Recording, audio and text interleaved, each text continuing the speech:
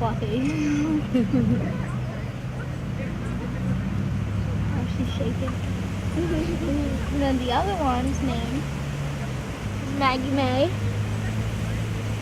I think she loves to be held.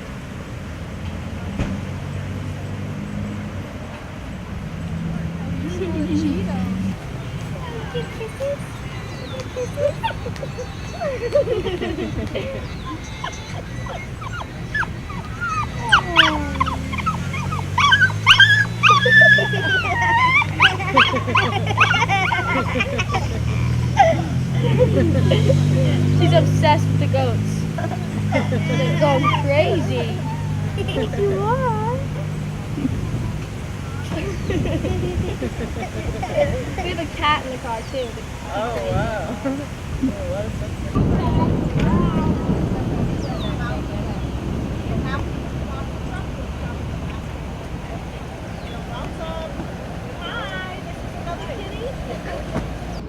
Hi, I'm Joyce Poliati, and I am the practice administrator for JM Pet Vet, and we are here today at the Hanson Town Green, and we are doing a rabies vaccination clinic for the residents of Hanson and the surrounding towns, and we're offering rabies vaccinations, nail trims, microchipping for any of the residents that wish to come down and get their pets vaccinated. We are a facility that is located in Brockton, and our model is that we are offering affordable care to patients, and we want to try and get out there as much into the community and offer that to as many of patients that we can. So we're really happy to be here today and to be able to share that with the residents of Hanson.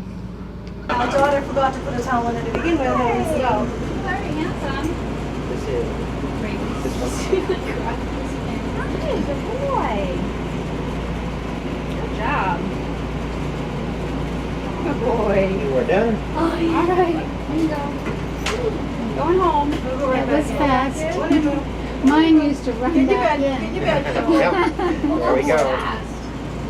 He's really good about getting in the cage. I take him everywhere, so. What's her name? Penny. There you go. Wagging her tail. That's good. All right, a quick quote and you'll be done, okay? You are done. That's it. You know. Wow, you're such a big girl. Good girl. You're such a big girl. Come on, Penny. You gotta sit for it and sit. So for us to come to Hanson, I drove our mobile unit here from Brockton, and I would want to come in and give you a little bit of a tour. This is our mobile exam room. This is where we perform all of our examinations. Many times we don't even use our exam table here.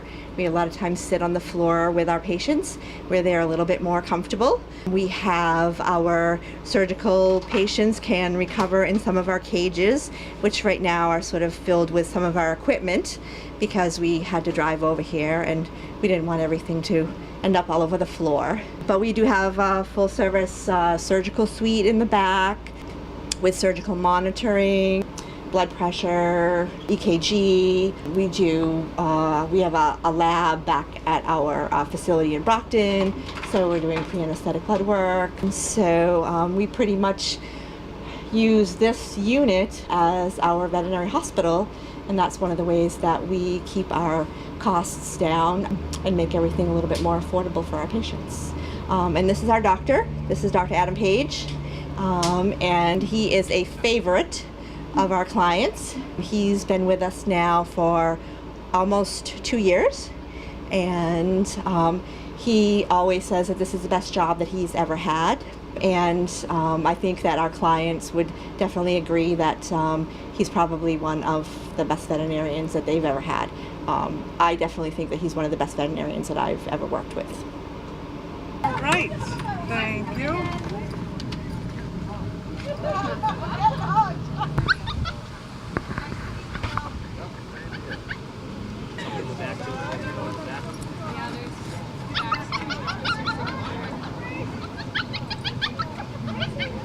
Hey, my name is Mary Drake. I'm the Animal Control Officer here in Hanson. It is July 13th, 2018. We're having my first rabies clinic here on the town green. We have Mel's Ice Cream from Brockton. We have Jamie and Pet Resort, Pet Vet from Brockton. And we got a great little event going on here, trying to get everybody to rabies their animals, and then they can go right into the town hall, and the clerk is in there, and you can license your dog or cat, well actually just your dog, at the same time, to avoid any late fees, any, forgetting to do it. So that's what we're trying to accomplish here today. You've got a petting zoo? Yep, we got a little mini petting zoo. We got some mini mandolin lion heads. And we got a couple of manchas. Those goats. We got some chickens, some baby ducks. It's this white silky, and the ducks are Muscovies. Well, it looks pretty successful so far. It's doing pretty good. Yeah, I'm pretty happy with the outcome so far. I also did my dog and my cat, so they're all done. Okay, thank you. You're welcome. Thank you. What are you doing?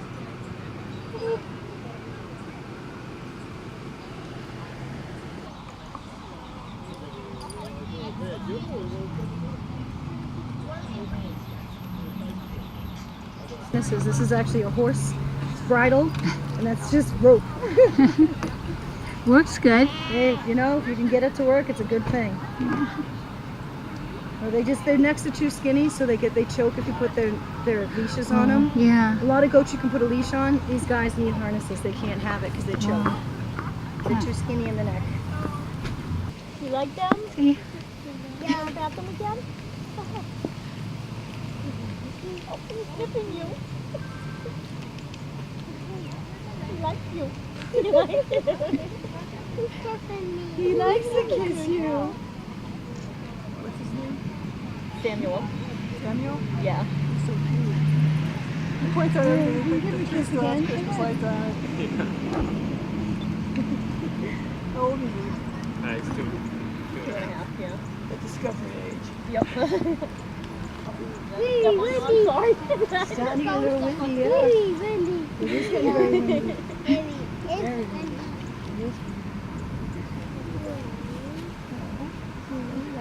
Yeah, he likes you. She likes you a lot. Well, they used to be with kids a lot, and then they went to the farm. So they Oh, don't okay. have kids very much. Hopefully they'll change that.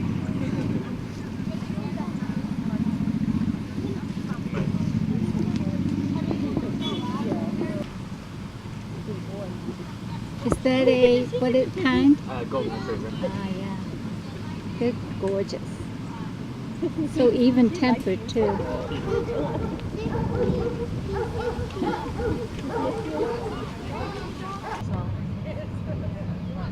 It's been pretty good. What time do you want to start our whole thing? You guys can start anytime you want. So, Alright, just set up and I'll let you know when we're ready to all start. right. Thank you. Would you like some help? She's just excited because all the animals. Oh, yeah, No, he's really nice. He's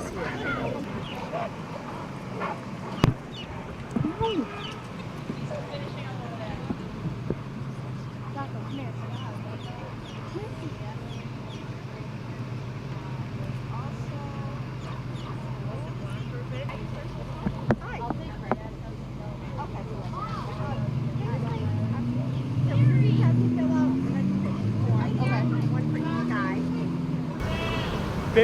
We're the Canine unit for the Plymouth County Sheriff's Department, and basically what we do is we're a support department. We go to any kind of dog calls all over the county, sometimes out of county, depending on what's needed. Pretty much all, especially Hanson, a lot of these towns don't have dogs, so they call us if there's a missing person.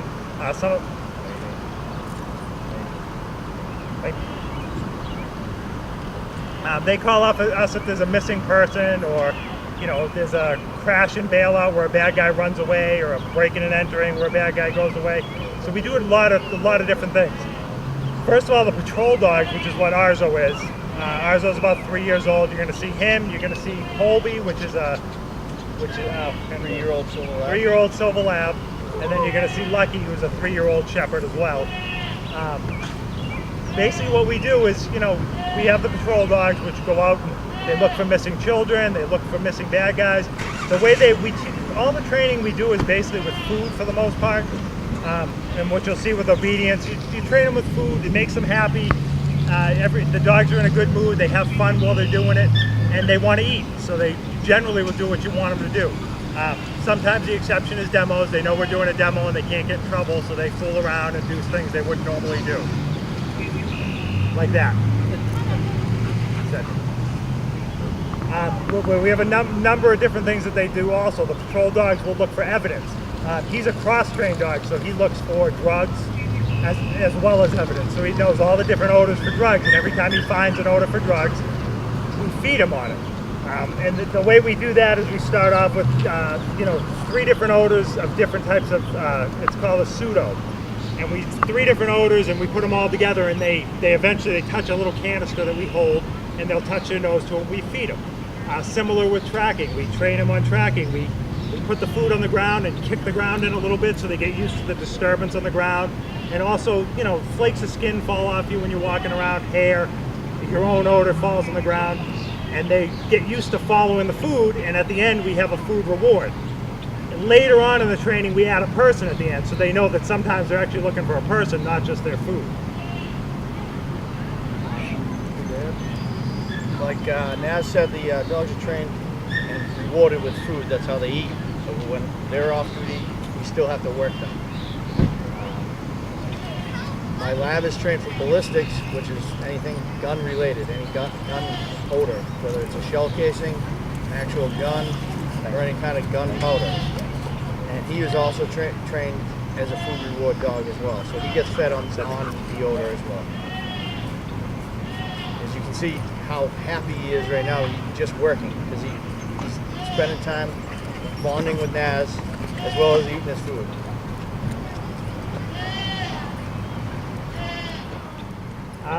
This is just, the obedience is important, just to be safe when we're around people. You want your dog to be obedient. There's a lot of times when we're looking for missing children and things like that. We want to be able to down them before they get to where they're going, or be able to control them around a crowd if we need to.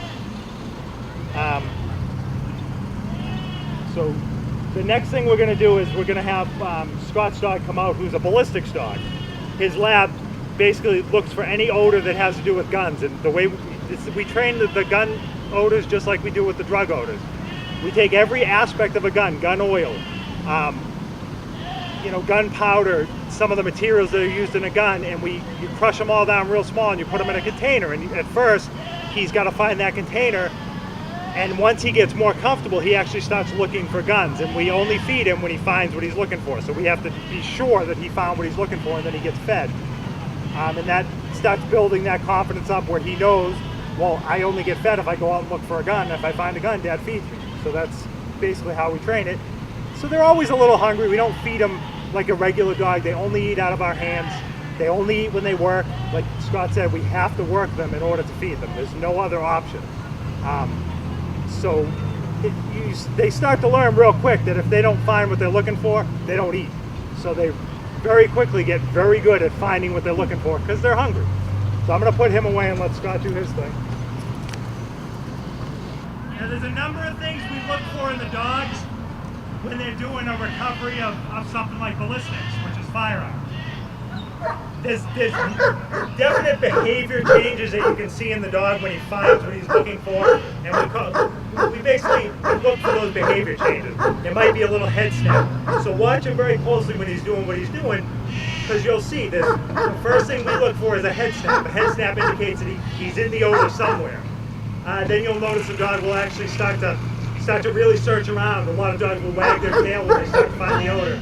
And then what he does for his final response is he'll actually lay down where the odor is and touch his nose to the odor repeatedly until he gets fed. That's how we know that he's where he's supposed to be. And when the dogs get trained very well, they won't let us walk him away from that odor. They'll pull him back, just in case we miss it, we don't see it. He's already working because he knows we're at work. I haven't even given him the start sequence. The start sequence is basically the same thing every single time he goes to work. You'll watch. As soon as I stick my hand in this pouch, he's going to sit down. Kobe was donated to us. He used to be used for breeding purposes only. We tested him out, and he just happened to work with his drive. Cool, fine. You see, when he starts out, he's very excited, but when Scott settles him down and gets in front of him, he does what's called capping his drive, and the dog actually settles down and realizes, all right, I'm working, I gotta calm down and do my job.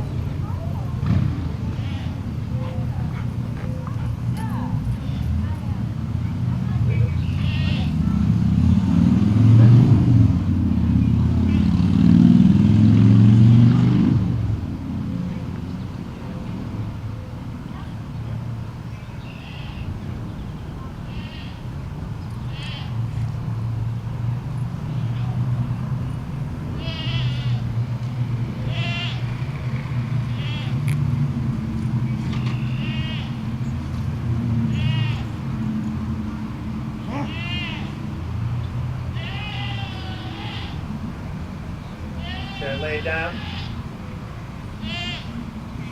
Wouldn't let Dad pull him away from it because he knows that's where I'm getting fed.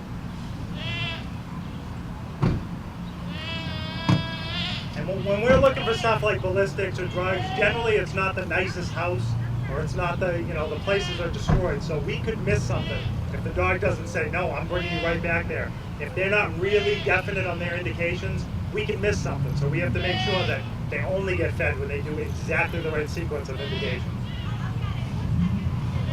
What did you just find? The can. He'll explain it. What's in the canister there? Inside this canister there's cleaning swabs, different types of gunpowder, shell casings. This is a mixed canister of different ballistic items. You can see he's excited because he wants to eat some more food.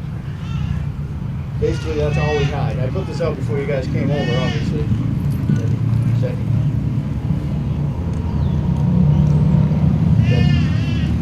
Any questions? How long till he starts finding like bullets and guns that he gets off the canister and he starts doing the visualize? He is off the canister. I just put this out because I had it in my car. He already does that.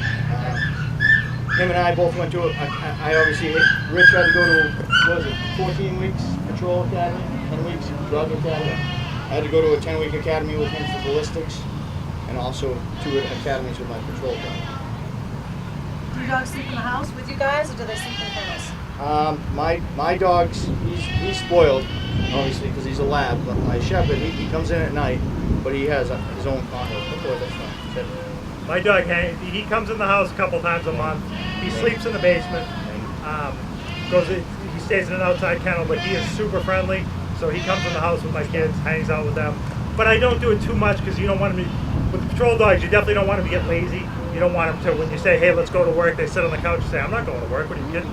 So we're very, very clear. So he knows that the house is like a special thing he gets to do, but he's very social. So he can be around the house, he can be around my kids, he can be around these guys. I don't have to worry about him when I'm tracking with other cops, or, he's not going to just reach out and bite someone random. He's going to go after the bad guy because he knows, these are the guys working with us, let's go.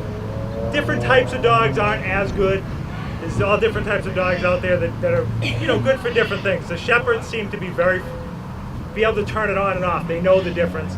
They know if they're looking for a kid because of the way we react. They know if they're looking for a bad guy because our adrenaline is spiked. We're excited. We might be sweating a little bit. The dog can feel all that right down the lead. You'll see the difference. We see the difference. You get your dog out looking for a missing kid. He's nice and calm and fooling around. You get your dog out looking for a bad guy, it's all business. He is ready to go. He knows we're there for business. So it's a big difference. Another thing is it's actually a good thing for us to have separation with our dogs, because these dogs, we're with them 8 to 16 hours a day. So for them to be alone, it's good. That way they know the difference. All right, we're going to work. We're going to do this.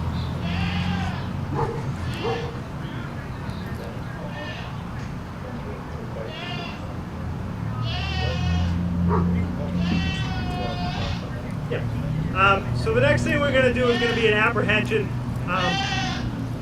And the way the apprehensions work is the dogs think they're playing. Everything we do is play oriented. We don't do anything, we're not mean to the dogs. We're not, the old way that they used to do everything was compulsion. You'd snap a pinch collar, or you'd zap them or whatever, and it was always negative. Well, the way the training's gone now is it's all positive, because we do get a much better reaction from the dogs. They're excited. You'll watch when my dog does an apprehension, he's actually happy. He's having fun. He thinks he's playing. So when he bites Scott, well, he likes to bite Scott, so that's different. But when he bites Scott, he's wagging his tail. You'll see he just gets really excited. They don't have a way to get a bad guy like we do. He can't latch onto him with his hands. He can't handcuff him. So the only thing he has to use is his mouth. So what we do is we train them to grab and hold on to the bad guy, and to do the least amount of damage as possible. We do very few bites. As a unit, we're probably the lowest bite ratio in the state. Because most of the time you don't need to. Most people see a dog and they do what you tell them to do, because they don't want to get bit by dogs. We have a lot of bad guys that have been bit by dogs, so they know, don't let that dog loose, I'm doing whatever you say. So very rarely do you ever actually have to come in contact with somebody, the dog ever has to bite somebody. But we do have to find them a lot of the time, and once you find them, you got to order them out and make sure they comply, because they can switch quick. A good guy can turn into a bad guy very quickly. Does he see him put the suit on? Yeah. He's getting excited. Even his own dog will get excited seeing him put the suit on, just because they know they're playing. You're playing. The other thing we do at training a lot of times with apprehensions is we use muzzles. The reason we use muzzles is now you take away the dogs. You don't want them to key on the suit. The suit can't be, oh, I'm only going to bite a guy that's in a suit, because then in real life he's not going to bite a bad guy. So we put him in a muzzle for a couple different reasons. Number one, we're taking away his primary weapon, his mouth. We want to know that our dog will still stay in a fight and protect us and go after the bad guys, even if they can't bite the bad guys, if they're injured or something happens. The other reason is just so they don't key on the suit. You don't want them to, you don't want them to start thinking that I can only bite a guy if he's got a big fluffy suit on, because then everybody in a fluffy jacket. Partly because he gets used to demos, but partly because they know we're here to do something to work. And generally we do a lot of this.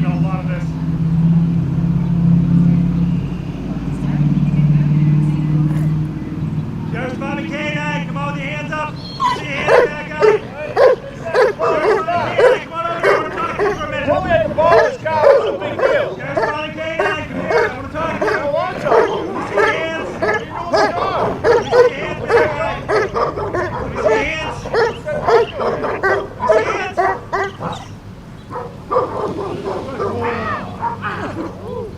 Not bite my dog. Not bite my dog. Not my dog, bad guy. I can see his tail's wagging. He's having fun. He did bite Scott a lot in the academy, so he enjoys it.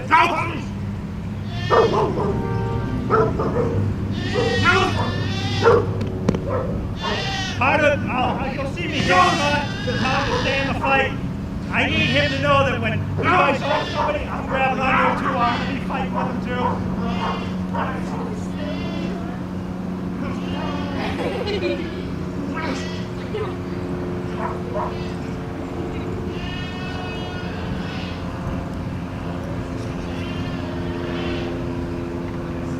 And you'll see they're pretty calm too. He's not super overexcited.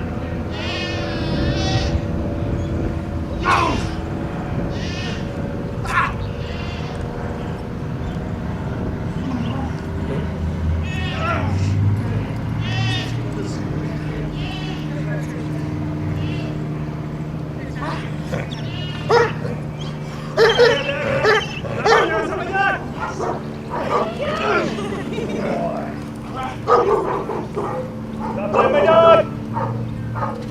Stop biting my dog!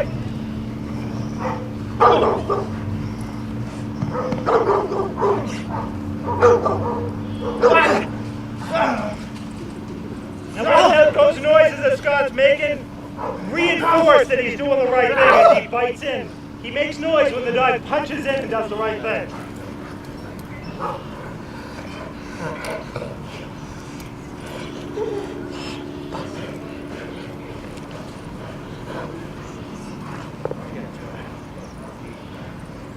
No! I have to chase him because he likes biting. See it, bad guy, stop right there! Stop right there! Stop right there, it's my dog! Now we use a number of different things. Obviously the suit, we have a bite sleeve.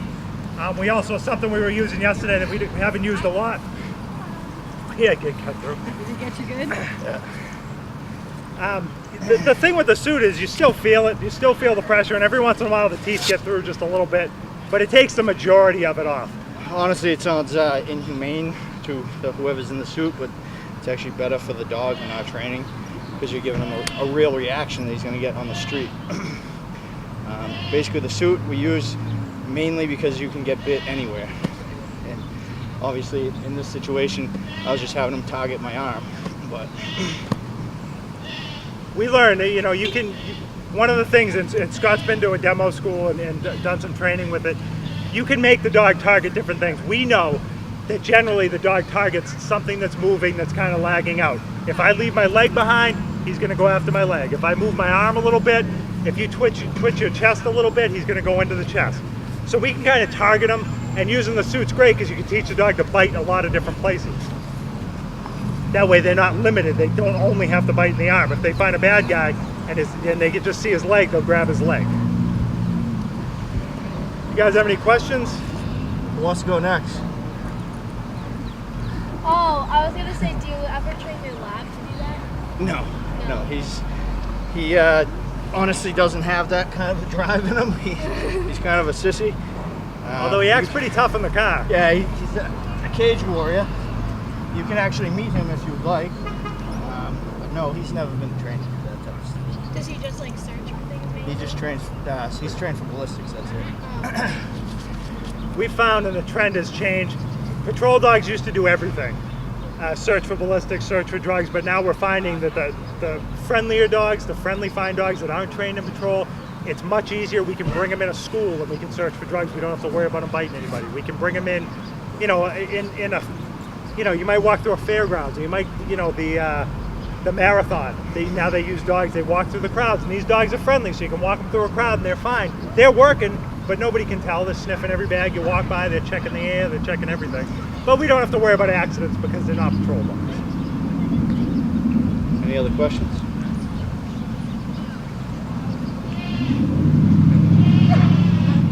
All right. Well, thank you guys.